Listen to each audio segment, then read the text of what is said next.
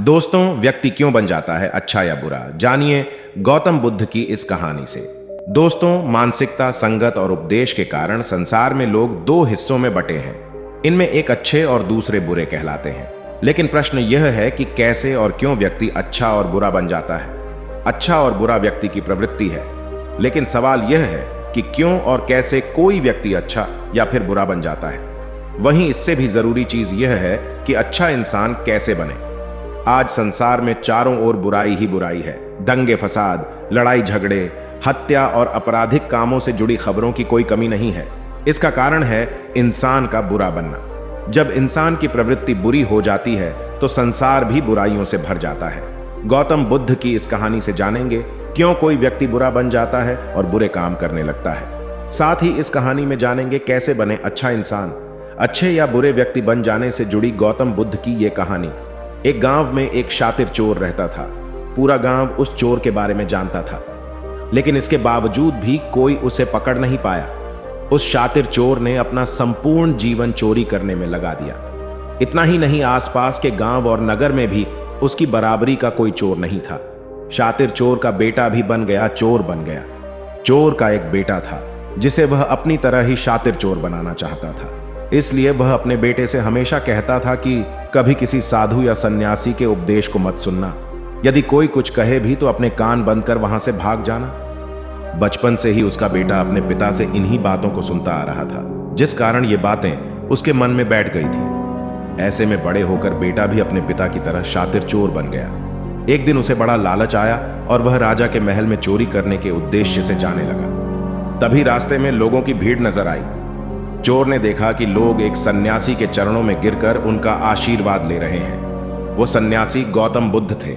चोर साधु सन्यासी से दूर रहता था, क्योंकि उसे अपने पिता से यही सीख मिली थी। लेकिन भगवान बुद्ध को देख वह उनकी ओर आकर्षित हो गया।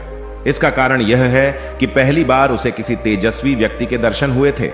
अचानक उसे पिता की बात याद आ जाती है कि साधु सन्यासियों से दूर रहना चाहिए। चोर असमंजस में रहता है कि वह सन्यासी के पास जाए या चोरी करने के लिए आगे बढ़ जाए।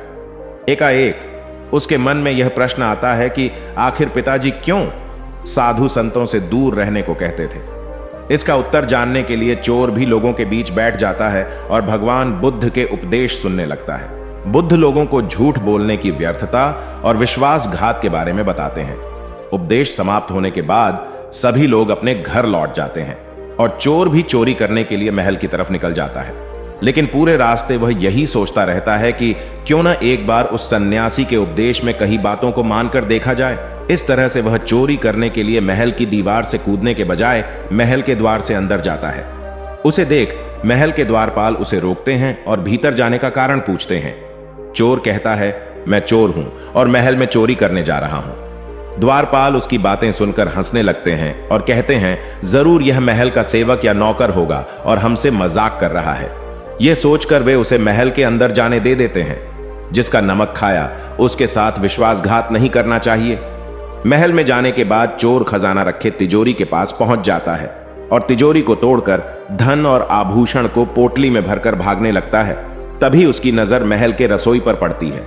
रात होने के कारण सभी सो रहे होते हैं और रसोई में कोई नहीं रहता है। चोर को जोर की भूख लगी थी, इसीलिए वह रसोई में जाकर पेट भर खाना खा लेता है। इसके बाद चोर वहां से जाने लगता है। तभी उसे बुद्ध के उपदेश में सुनी दूसरी बात याद आती है कि जिसका नमक खाया है उसके साथ कभी भी विश्वासघात नहीं करना चाहिए। चोर सोचता है, मैंने इस महल का नमक खाया है, ऐसे में इनका धन चोरी कर मैं इनके साथ विश्वासघात करूंगा। इसीलिए चोर चुराए हुए धन को रसोई में ही छोड़कर जाने लगता है। महल के एक व्यक्ति की नजर चोर पर पड़ जाती है और वह शोर मजा देता है, जिससे महल के लोग चोर को पकड़ लेते हैं और राजा के पास ले जाते हैं। राजा चोर से पूछता है कि जब तुमने चोरी कर ली थी तो फिर इसे छोड़कर क्यों जा रहे थे। चोर कहता है, एक सन्यासी के उपदेश के कारण। संगत और उपदेश से होता है। व्यक्ति के व्यक्तित्व का निर्माण चोर की बात से राजा प्रभावित होते हैं और उससे कहते हैं, अगर तुमने ऐसे उपदेश बचपन से ही सुने होते तो तुम कभी चोर बनते ही नहीं। इतना कहकर राजा ने उसे कोई सजा नहीं और छोड़ दिया। लेकिन राजा ने उससे कहा कि एक बात याद रखना, सही संगत और सही उपदेश से ही व्यक्ति अच्छा इंसान बनता है।